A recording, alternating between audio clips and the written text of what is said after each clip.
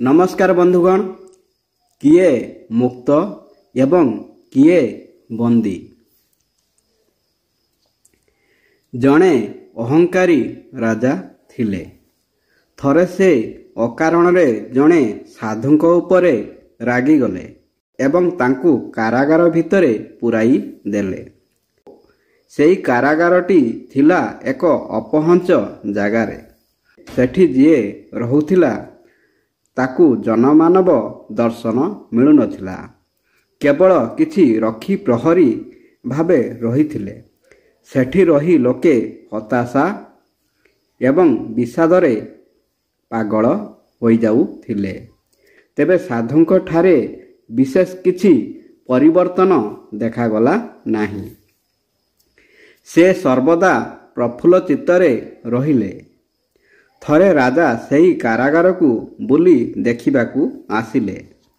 सेठारे थिबा अंतेवासी माने किभଳି मानसिक जातना मधु देई जाउछंती ताहा देखि राजा खुशी हेउथिले।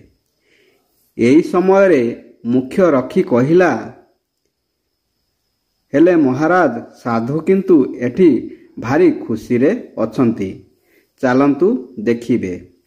राजा देखिबाकू गले। साधुंक मुहरे आनंद भाव रहिथिला। राजा विस्मित हेले। से साधुंकु कहिले, तुमे भूली जाउछ बोध हुए जे तुमे जणे बंदी। साधु राजांकु कहिले, आपण मध्य भूली जाइछंती जे आपण माने समस्ते कोनोसी ना कोनोसी बंधनरे बंदी। आपण अहं एवं क्रोध द्वारा बंदी। आपणक ए रखी माने सेमानकर वृत्तिर दायर रे बंदी। आपणक महामंत्री आनुगत्यरे बंदी। समस्ते कोनोसी ना कोनोसी दुर्बलता, आसक्ति, अभ्यास आदि द्वारा बंदी।